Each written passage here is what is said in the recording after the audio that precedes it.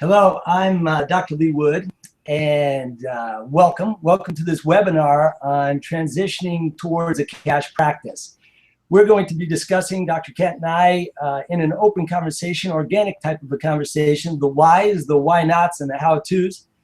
But before I do, I want to introduce myself a little bit and give you a little background. I first of all started in chiropractic back in 1978, so I've been a chiropractor for 36 years. I started the Costa Chiropractic and founded and directed that until 2005, and developed a one-stop chiropractic wellness shop, if you will. The clinic continues to give extraordinary service, although I practice there approximately 2 days a week. It's now directed by Dr. Michael Berry, who's done a great job on continuing the legacy and growing the practice and serving more people. Now, most of my time is spent, at least over the last 15 years approximately, coaching chiropractors in developing highly successful practices, ranging from solo practitioners to multiple practices with multiple services, everything between startup practices to exit strategy type practices. And to me, it's been a natural evolution. It is my passion. I developed one-on-one chiropractic coaching early in about 2001. And I've been privileged to coach hundreds of chiropractors all over Europe and North America. And it's been a privilege and a lot of knowledge that has come my way. So I want to share that with you today as we have this conversation with Dr. Kent, who is a genius. He is a friend, a colleague. He's the co-founder of CLA, Chiropractic Leadership Alliance. He's also produced On Purpose. And I'm going to be introducing him to you in 1 second. I want to give you some of my contact information, as Dr. Kent will do the same, just in case that you can't make it through the entire webinar, or you have any questions or concerns, or you need more detail, you can contact us. So let me start out with my email address.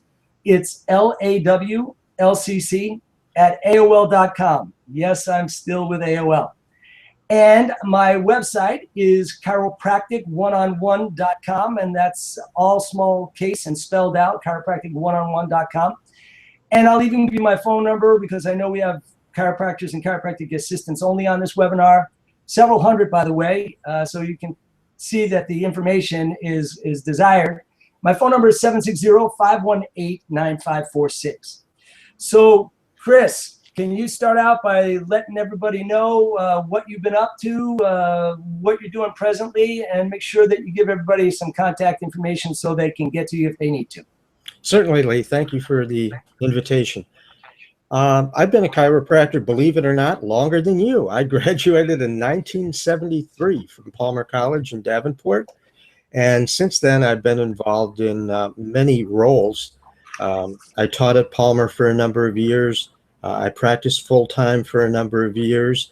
And then I got very passionate about wanting to improve the practice of chiropractic, to get the nervous system back into chiropractic, and to provide chiropractors with a way of knowing that they were delivering what they were promising.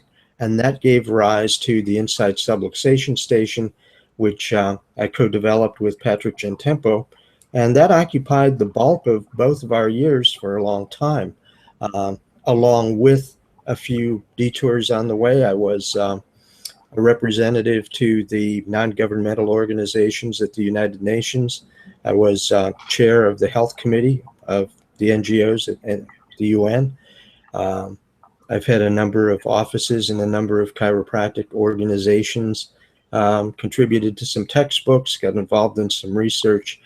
And now my primary focus is On Purpose.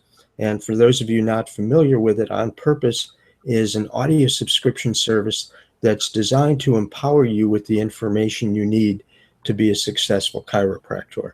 So what I'd like to share with you is the contact information, which is very simple, just chiroonpurpose.com. And if you would like to call, our number is 800-892-6463. That's 800-892-6463. And 6463 spells out mind, if that's easier for you to remember. Fantastic. Okay, well, thanks. Christopher, could we enter into this conversation with the whys? I was saying we're going to do the whys, the why nots, and the how-tos. I think it's real important that everybody gets the basics on why this is a really good idea. Obviously, with the attendance that we have, there's a lot of people interested. So, why should we be moving? Why should the chiropractor be moving towards cash practice? Well, there are a number of reasons. And for me, the leading issue is one perhaps most people have not thought of, and that's really the philosophical argument. And that is, who should be responsible for the relationship between a chiropractor and a patient? And this goes far beyond chiropractic. It really goes to any relationship that involves commerce and an exchange of goods or services for money. And in my opinion, the person who is doing the paying is the person who should be receiving the service. And when you have a third-party intermediary, that can become very problematic. Imagine if you went to the grocery store and you could only buy the things that they said you could have, some third-party interloper, and they told the grocer, you can only charge so much for what you do, and you can only allow people to buy so much food. I mean, it sounds ridiculous, but whenever there's a third party in between the individuals that are involved in the exchange, there's a problem.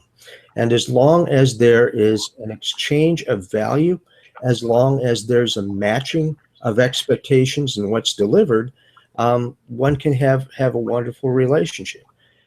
The second item is just an observation. I'm not currently involved in practice. It's been a while since I've been involved in direct patient care. So I'm not telling people how to practice, but I'd like to share with you a few things that I've observed attending chiropractic seminars and dealing with the people who are on purpose clients. And what I have observed throughout literally the decades is that the individuals that are happiest and are most successful in practice are those that have cash practices, that have a steadfast understanding. And I don't mean faith, I don't mean belief, I mean an understanding of the tremendous value of their professional services. Location, yes, correction, management of vertebral subluxation, and counseling people if appropriate in wellness strategies. These are tremendously valuable services, and people who understand that tend to do well. And the third item is simply, if you've done insurance, if you're involved in that, are you having a good time? Do you enjoy pre-authorizations? Does the fact of losing your life savings to a post-audit review bring you joy? Does the idea of filling out forms and incessant reports and having to hire and pay staff just to follow up on third-party claims, is this something you enjoy doing? Do you like people telling you how many times you can see a patient? Do you like people telling you what services you can provide to a patient and under what circumstances? And whenever I bring this up, the doctors always say, no, I don't want any of that. And my response is, then why are you doing it? And their response is invariably, well, the Acme Horse and Buggy Company dominates the town I'm in, and they've got great insurance, and if I went to cash and I didn't accept the policy that Acme offers, I would fold, and so forth. In other words, it's a mantra of resignation. It's the belief that they can't do it. So we've got really three things going on, in my opinion, that are important here. One is who's in charge. He who has the gold makes the rules, and the person who makes the rules should be the patient. The doctor and the patient should have that exchange between them, not with a third-party interloper.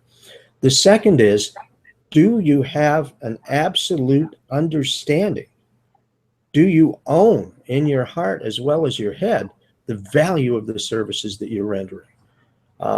If you do, you should have very little difficulty communicating that to people. And the third is there a silent dread? Is there anything in the background holding you back? I occasionally run into chiropractors who will say, I understand the philosophy of chiropractic. I know how the body's a self-healing mechanism. I know what we have to offer, but I'm not really sure I'm delivering that. I'm not really sure it's backed by evidence. And when this self-doubt is running in the background, that can be very problematic. So those are kind of my whys. Well, I couldn't agree more. And that kind of brings me very succinctly into the cash practice formula, which as a coach, I try to encourage my members to at least have a great majority of their business be cash. It might not have to be 100% cash, 70% cash, and 30% very good ethical insurance is a good mix. But I think it's important that we understand that your beliefs, as you mentioned, you have to have ownership. Who you are is important. You have to be able to communicate clearly, succinctly, the value of what we do. And then, of course, you have to have procedures and plans in place. So one of the basic fundamental understandings and belief that you must have, and there's four as I see it, but what is money? You know, what are your beliefs about money? You know, why do you believe what you believe about money? You've got to get square on this and straight on this, or you're going to allow the hidden agenda, the ulterior motive to come to the surface. You must really be clear. How does your beliefs create your material world? Is your beliefs that money is scarce, the root of all evil, that it doesn't grow on trees or it grows on trees? You know, whatever your beliefs are, whether you think that if you're wealthy, you're a thief, or there's some kind of shadiness going on. And then the other side is, what if your belief is money is, you know, abundantly available, that it's a form of exchange, tender, that it actually expands your highest purpose to serve more people. So you've heard it before, you know, money doesn't come, you know, to you, it comes from you. New patients don't come to you, they come from you, from who you are, what you believe, and who you're being. So your beliefs determine your thinking. Your thinking then determines your action, and your action then determines your material world. So to give you an example, if my belief is that new patients or money is hard to come by, to get, then my thinking is going to be, well, there's no sense in me doing much or trying very hard because it's scarce and it's hard to get, which means my action steps will be that I do little or do nothing, and that results in my material world of struggling or you know, suffering, basically. So there are four beliefs that I like to see every chiropractor adopt, and virtually every highly successful chiropractor, whether you interview them and you do a lot of this, 10 minutes or 10 hours, you're going to find that they have four standard beliefs. And the first is, there are more new patients out there than you know what to do with. The bottom line is that 5 to 7% use us, right, Chris? So there's like 90% plus of the population in your community, no matter how small it is, no matter how rural it is, that utilize chiropractic regularly. And so the question is, well, why do I believe that? Well, the ACA Journal, the ICA Journal, my colleagues, 36 years in practice, and of course, surveying my own community. Asking 10 people, you know, do you use chiropractic regularly? And finding out I'm lucky to get one. So the belief that there's 95% of the people out there that don't have a regular chiropractor tells me that it's like fishing out of a barrel, out of a stock pond. The second belief I find that highly successful chiropractors have in common is that everyone is better off under chiropractic care. That's right, whether they have glioblastoma, osteosarcoma, or they're a triathlete, and they're in perfect shape, they're better off under chiropractic care. So the question is why? Well, why do I believe that? Because there's a lot to healing. Love heals, laughter heals, touch heals, respect heals, nutrition heals, supplementation heals, flexibility heals, strengthening heals, and of course, a sound nervous system heals. So there's a lot to healing, and when a patient comes through your door, don't they get the majority of that? Well, of course they do. So everyone is better off under chiropractic care. The third belief is that the patients, the new patients out there, they need you. You know, a good friend of ours, Patrick, says, new patients need you, you don't need them. And I totally agree. You don't need them because you could do something else. You could sell cars if you wanted to. But the bottom line is the new patient out there, if they want chiropractic, they have to go to a chiropractor. And that's you. That's me. That's the people that are listening in and participating in this webinar. We're chiropractors. We have what they want. So they need us. The fourth belief that I think is probably the most important from the standpoint, it's one of the biggest obstacles, is the fair exchange that you alluded to. Extraordinary service for a fair and equitable fee. Money or exchange is cyclical. We used to have the barter system. You know, I brought you eggs, you gave me tomatoes. I brought you eggs, you gave me corn.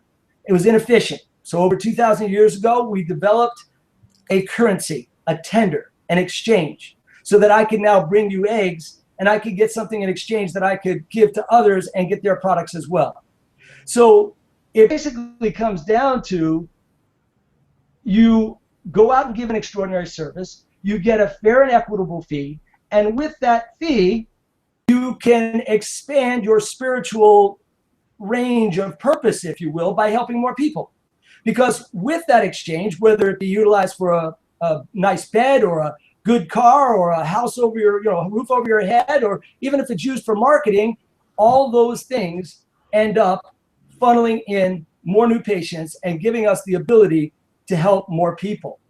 So I think it's important to understand those four basic fundamentals in order to make any of the procedures, any of the plans work. Ultimately, the next question has to be, then what do we do? And I want you to chime in on here on this, but what do we do as far as I see it is we get the community to come through the door. We avail ourselves, chiropractic, to as many people as you can. And what you do is not as important as who you are when you're doing it. So Chris, can you touch on, why aren't people, I go in a little deeper maybe on why aren't chiropractors, participating? What are their fears? What do you hear in the way of their fears and what holds them back? Well, as I said, many individuals are of the opinion that they have no choice, that they must participate in an insurance system, or they must participate in the medical system in some capacity whatsoever in order to succeed.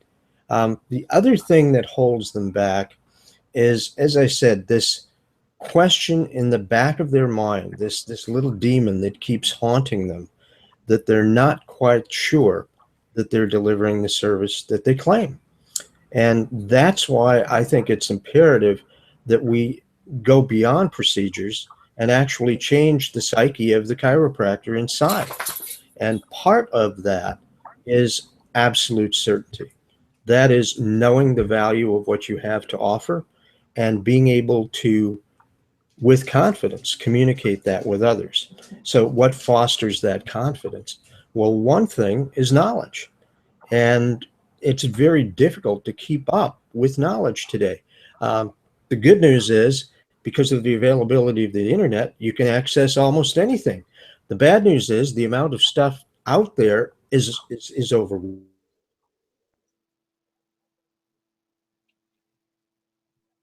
Was to take individuals, provide them with the information they need to be successful, and allow that change within to occur. I subscribe to countless numbers of scientific and clinical journals, a variety of news services. I have, if I could move the camera, but I can't, it's fixed. I'd show you these piles surrounding me of stuff that didn't make the cut.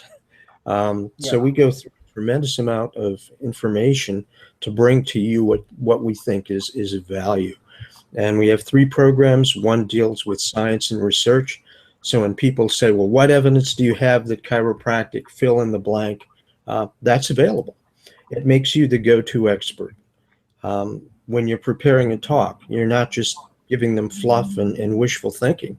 You're able to give them substance. You're able to answer questions.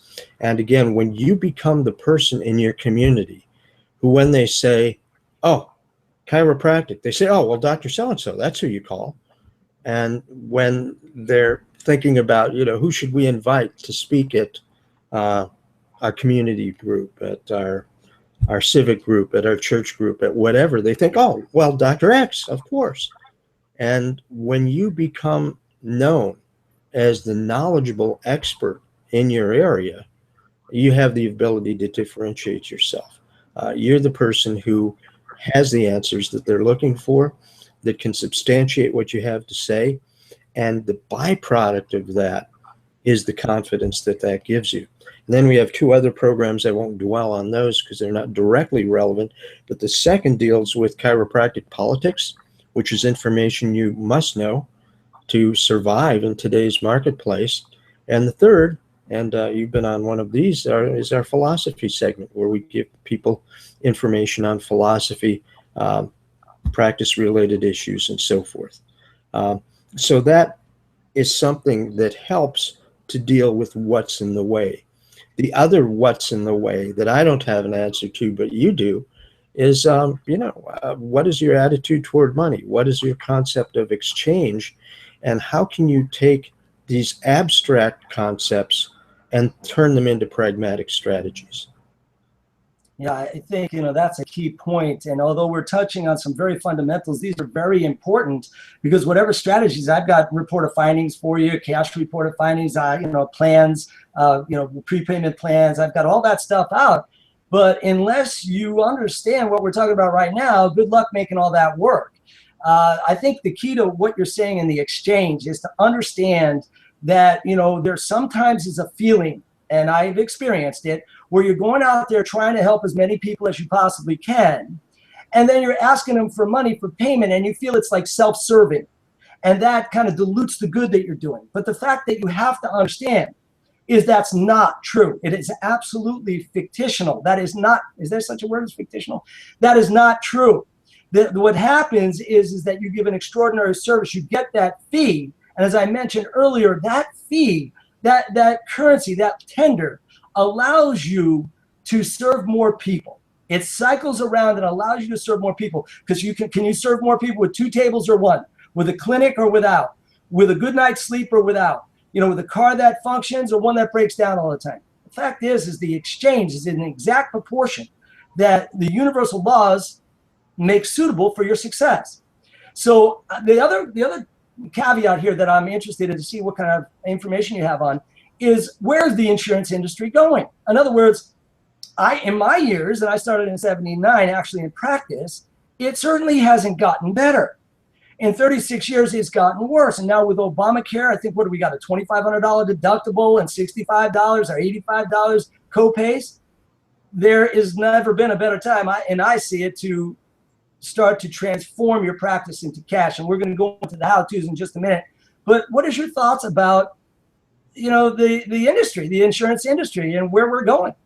Well, I simply ask chiropractors, when you got into the profession, have things improved? Using that as your reference point. Does insurance pay more or less? Have record-keeping issues become more or less burdensome? Have claims scrutiny increased or decreased? Have utilization reviews become more or less stringent? Have prepayment audits become more or less a threat? This is a relatively new phenomenon, at least in my career, where they actually look retrospectively and ask for money back. So I think it's pretty obvious where it's going. As far as the so-called Affordable Care Act goes, it depends on what plan you have, whether you have the bronze, the silver, the gold, what the deductible is. And with the lower plans, the deductibles are even higher than you suggested. So that's one issue. But the second issue, which I think was the first issue you brought up, is even more significant. And that's the notion of, you have to be successful to effectively deliver the product. I literally saw an article about a chiropractor who was practicing in a flea market. Now, we're not talking about recruiting in a flea market. We're talking about practicing in a flea market. And, you could see this shabby table he had and junk he was selling. I mean, it was just bizarre. So again, you have to have the facilities. You have to have the appearance of doing so. I recently saw an online seminar that was intended for dentists, and it was very interesting. One of the speakers said that a patient typically decides within the first 7 seconds or so as to whether or not they're going to trust you and accept what you have to say. And it has to do with all of that background stuff, your poise, your demeanor, your confidence. Again, confidence without bluster. Um, you know, authority without arrogance. These kinds of things are something that patients are able to pick up on.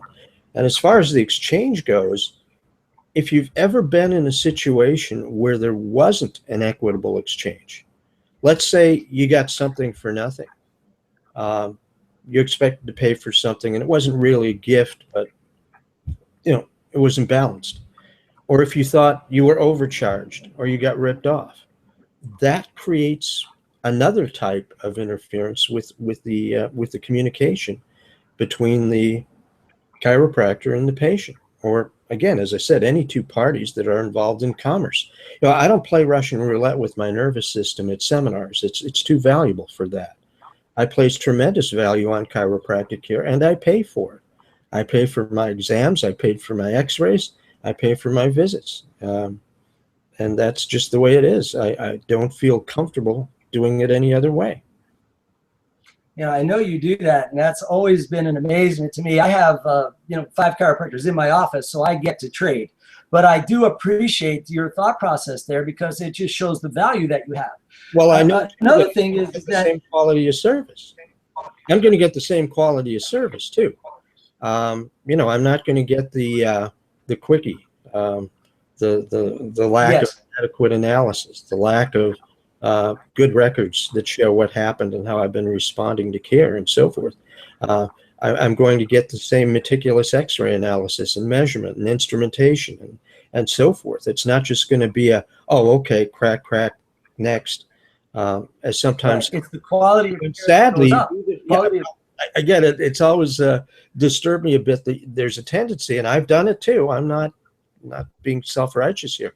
The people you care about the most, your family, your friends, your loved ones, do you give them the same quality of care that you do your paying patients? Just something to think about. Yeah, I think payment definitely increases quality a lot of the time, and there's absolutely no doubt about that. And the insurance companies, they follow Medicare. I mean, if Medicare or a federal agency is setting up insurance, you'll find that the other insurance companies, the independent insurance companies, be it indemnity or HMOs or PPOs, they start to follow those trends. So I think with the Obamacare, that's something that should wake you up to think that we want to be ahead of the curve. Back in the early 80s, we were one of the first chiropractic clinics that had a computer. 1981, it was the size of a Buick, and it broke down more than it worked. But by being on the cutting edge constantly, whether it be fax machines or technology like the substation scan or software for billing and note taking, being on the cutting edge prevents you from going down the wrong road or having a detour. So I say be on the cutting edge and start to work towards your cash practice. Also, the cost of billing insurance today is inordinate because there's rebilling, there's resubmission. You're paying in some states $15 an hour for minimum wage. Do you want somebody that works at minimum wage to be handling this? So maybe they're up to $25 an hour. It gets very costly. So let's touch on a little bit of the things to do. And I know we're short in time here. We're only going to go a few more minutes, about 15 minutes, but I'm gonna touch on a few things, and you can chime in wherever you see fit, Chris. But I want to touch on some of the how-tos on some of the procedures and plans. And if we don't get to everything you want to hear, which more likely we won't, you can contact either one of us, and then we can do the details with you. But the first thing is the report of findings. Now, we have multiple report of findings. We have, I'll just give you a little quick show here. The report of findings, first of all, it has to be truthful. It has to be concise. It has to be understandable. It has to be logical. And it has to show value. It has to communicate the value because, as you know, where there's value, time and money and inconvenience is never an issue. So to the degree you work on your report of findings, and a cash report of findings is what I'm talking about here, is to the same degree that you will grow in success. I mean, it's a one-to-one correlation because it's all about communicating value. So I'll just briefly show you. This is La Costa Chiropractic and Wellness. And just give you an idea what we have here. On the first page, you can see it says the first phase of chiropractic care, known as relief. The second phase, known as correction, then rehabilitation or strengthening and stabilizing, and then wellness. So we spell out the different levels of care. And then we take it to the next step, which is we talk about the principles that chiropractic aims to deal with. In other words, what is a subluxation? What is the ramifications, the 4 or 5 ramifications of subluxation, the benefits of the adjustment, the critical importance of being checked? And that's spelled out there. And then we go through major complaints, the basic understanding of the chiropractic problem and philosophy, x-rays, and then here you can see it breaks down the relief care, the corrective care, rehabilitation, and wellness care into number of visits and number of weeks. And at the end of it all, this report of findings is the best I've ever seen. It talks about what the treatments include, so there's no hidden agenda, ulterior motives, or lack of communication. And then the payment options, which we have several payment plans. And then they decide which one they want, and that's what we sign them up to do. So it's backed up by procedure. It's backed up by some scripting, without a doubt, so that it's succinctly done the same way every single time. And, highly successful people have routines. Let's face it, just the hour of power to set your state before you go to work every day, the highest, most successful chiropractors will never miss. So just give you another little blurb on a little different report of findings. This is literally written out from hello to goodbye. And then we have some of these corrective care plans. And just real briefly, here's one that's called the corrective care treatment plan. This spells out the different levels of care. It spells out the x-ray, some of the rules of engagement, if you will, between the patient and ourselves.